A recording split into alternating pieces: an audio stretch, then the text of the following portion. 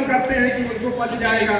लेकिन अगर हमारे ये नौनिहाल बच्चे जिनको अब गलती तो हम गार्जियनों की ही है कि हमने बच्चों को सिखाया, धीरे धीरे वो पकड़ लिए, तो आप अब अपने को बच्चा न समझ करके, सयाना समझ करके अपनी मम्मी को, अपने घर के लोगों को, सबको इस बात के लिए तैयार करिए कि हम अपने भोजन में कोई ऐसी केमिकल वाली चीजें न करें जो हमारे सेहत को आगे चल करके बिगाड़ दे।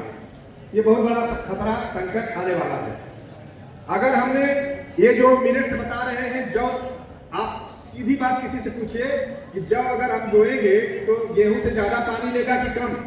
लोग बताएंगे कि बहुत कम पानी लगेगा।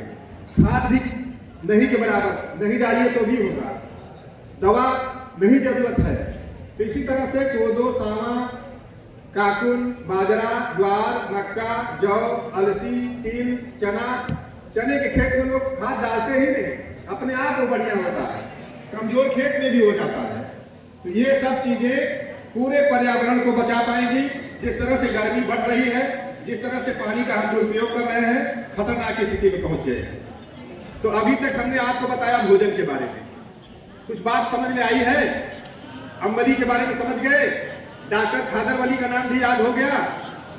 अब आहार में भोजन के अलावा और भी कुछ होता है जिसको हम ग्रहण करते हैं।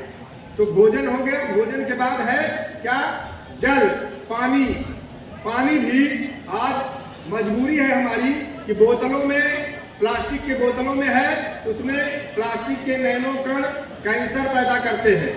इसलिए मैं आपको बता दूं, थोड़ा चेतावनी के साथ आप लोग मेरी बात सुनिए कि जैसे 25-30 साल पहले शुगर और ब्लड प्रेशर बहुत कम था, आज कोई घर बचा नहीं है। अब कैंसर हमारे खान पान और दिनचर्या और हमारे स्ट्रेस, तनाव के चलते कैंसर हमारे गांव में आ चुका है। और हम लोगों की जो दिनचर्या है वो अपने घर में स्वागत करने के लिए तैयार है हम कि हमारे घर में भी आइए। ये हालत हमारी हो गई है, हमारे जीवन शैली से, खान पान, रहन सहन से। तो पानी भी खतरनाक स्थिति में है। इसके लिए कुछ देहाती नुस्खे हैं कि अगर आपको जो पानी है उसको आप उसका जो नापते हैं, आजकल तो पानी भी अब सप्लाई कराने लगा है, तो चाहे टंकी का पानी आप ले रहे हैं, चाहे बोतल का पानी ले रहे हैं, इसके लिए बताया गया है कि अगर तांबे का एक कोई चम्मच ही हो, उस पात्र में डाल दीजिए तो 8 घंटे में वह उसके जहरीले तत्व को अवशोषित कर देता है, पानी को शुद्ध कर देता है। एक और है सहजन के पेड़ की जो फली आती है, उसका चूर्ण या बीज, 2-4 बीज एक बाल्टी पानी में डाल दीजिए तो 2 घंटे में वह भी उसको शुद्ध करता है। और अपनी टंकी में अगर जामुन का 1 हाथ की लकड़ी डाल दें, रख दें साफ करके, तो फंगस, काई वगैरह उसमें नहीं पैदा होने देता, वह भी उसको ठीक रखता है। तो पीने के पानी के बारे में भी सावधान होने की जरूरत है, उसको लेने की जरूरत है। बरसात के मौसम में आप जानते हैं कि उबाल के लिया जाता है। सुबह भी आपके आहार में गुनगुना पानी लेना बेहतर है, तो पानी पर भी ध्यान देना है। भोजन हो गया, पानी हो गया। तीसरा हो गया वायु, हवा, प्राणवायु। आप खाना के बिना तो महीनों जी सकते हैं, पानी के बिना भी 1-8 हफ्ते जी सकते हैं, लेकिन हवा के बिना यानी प्राणवायु जिसको ऑक्सीजन कहते हैं, उसके बिना 1 मिनट भी जीना मुश्किल हो जाएगा। अभी कोरोना काल में वो समस्या आई थी, तो हमें ध्यान देना है कि हमारे घर के आसपास तुलसी के पौधे हों, पीपल का पेड़ हो, बरगद का पेड़ हो, अगर है तो उसको सब लोग मिल करके उसको सुरक्षित रखने के लिए पूरा माहौल बनाइए, नए पौधे लगाइए। नहीं कर सकते हैं तो गमले में ही तुलसी के पौधे लगाइए।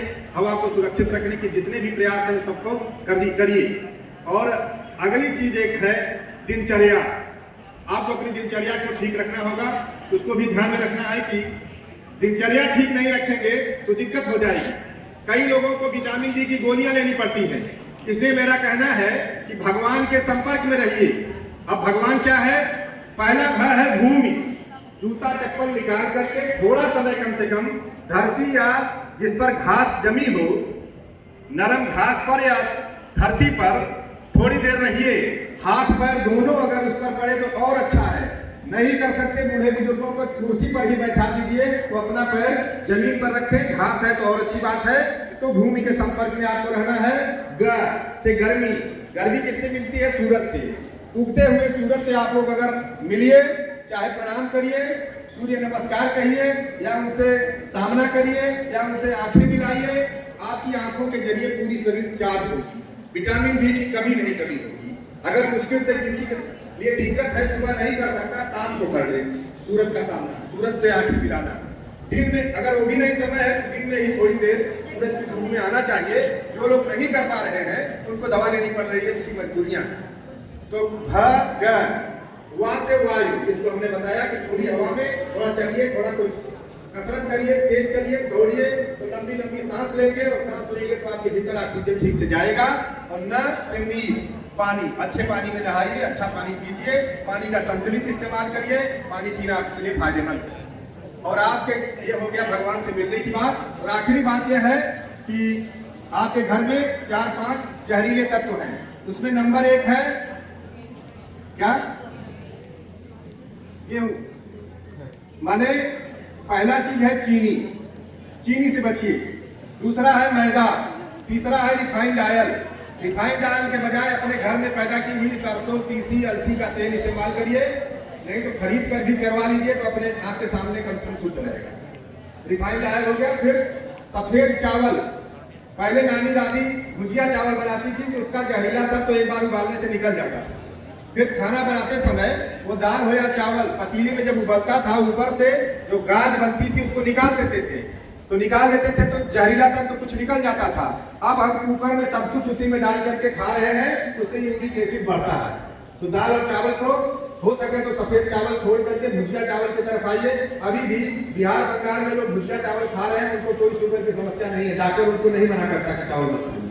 तो ये भी बात है, सफेद चावल। और नमक, काला और सीधा नमक हमारे सेहत के लिए ज्यादा बेहतरीन है। तो समय मैडम कितना हो गया अभी है, तो ये रह गई खाने की बात। इन चीजों को अगर आप थोड़ा ध्यान में रखेंगे तो कई चीजें आपको ज्यादा लाभ करेंगी। जो लोग शरीर के दर्द से पीड़ित हैं उन लोगों को भी मैंने आपको बता दिया था कि ये सहजन की पाती का इस्तेमाल करें, सुपर फूड है। हमारे देश के प्रधानमंत्री से लेकर उत्तर प्रदेश के मुख्यमंत्री के बारे में मैं जानता हूं, ये सभी लोग उसका नियमित सेवन करते हैं। बड़े बड़े IAS, PCS, इंजीनियर, डॉक्टर, वैज्ञानिक सभी लोग इसका इस्तेमाल कर रहे हैं, सहजन के पत्ती का। ये आपके स्वास्थ्य के लिए बेहतर है। और ये जो मिलेट्स है ना, इनका इडली, तमाम बच्चियों ने इडली बनाया है सफलता से। कहीं जरूरत पड़ती है तो उसमें थोड़ा दही का कुछ सहारा लेना पड़ता है। तो ये सब चीजें भी इसमें जुड़ी है।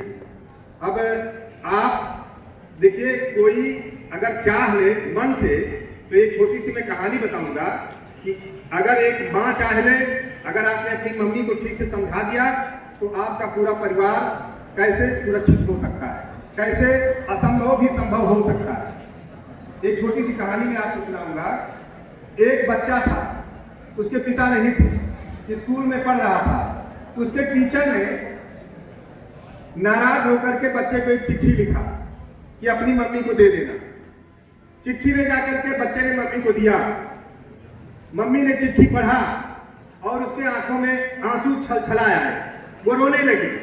बेटा पूछा कि माँ क्यों रो रही हो, क्या बात है? उसने कहा कुछ नहीं बेटा, इस चिट्ठी में लिखा है कि मेरे विद्यालय में, उस विद्यालय में कोई इस बच्चे को पढ़ाने की योग्यता नहीं रखता है। तुम इतने तेज हो कि कोई तुम्हें पढ़ा नहीं पाएगा, आज से तुम्हें उस स्कूल नहीं जाना है।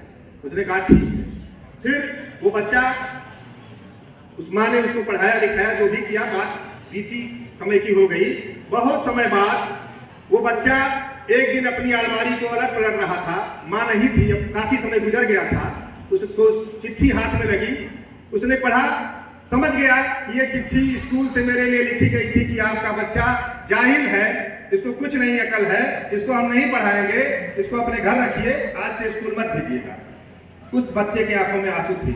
आज की डेट में वो वैज्ञानिक बन चुका था, विश्व प्रसिद्ध वैज्ञानिक। उसने कहा कि मेरी माँ, जिसने एक जाहिल को अपने प्यार और अपने जज्बे को के बल पर दुनिया का एक बड़ा वैज्ञानिक बना दिया, उसके प्रति वह विनम्रता से भावुक हो उठा और फफक फटक कर रोने लगा, रो पड़ा। वो कौन था? वो वैज्ञानिक कौन था, आप लोग जानते हैं? देखिए उन्होंने कुछ नाम बताया। हाँ, एडिशन। तो ये चीज अगर आप लोग कोई भी वो माँ थी, लेकिन जिनको अपनों से प्यार हो, अपनों से लगाव हो, अपनों के प्रति एक संवेदनशीलता हो, तो कोई भी हो सकता है। एक बच्चा अपने पिता के लिए हो सकता है, एक बच्ची अपने बाप के लिए हो सकती है, माँ के लिए हो सकती है। आज ये जरूरी हो गया है कि हमारे भोजन को बदल दिया जाए, और अगर हम भोजन नहीं बदल पाएंगे तो वो गलत भोजन हमारे पूरे जीवन को बर्बादी की तरफ बदल देगा। और वह चीज आपके सामने आ रही है, दिख रही है। इसलिए आज हम आप लोगों से यही बताने के लिए आए हैं। आज का यह दिन हमारे लिए महत्वपूर्ण है कि हम आप लोगों से मिल रहे हैं।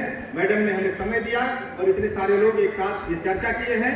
आने वाले 13 तारीख को इस विद्यालय की ओर से मैडम जिसको भी वहाँ भेजेंगी, कुछ अपने रेसिपी के साथ वहाँ उनका प्रेजेंटेशन होगा। जो भी मुख्य अतिथि होंगे उनके द्वारा उन्हें सम्मानित और पुरस्कृत किया जाएगा। तो मैं आप लोगों को यही संदेश देने के लिए आया था। मेरे साथ एक लेडी हैं,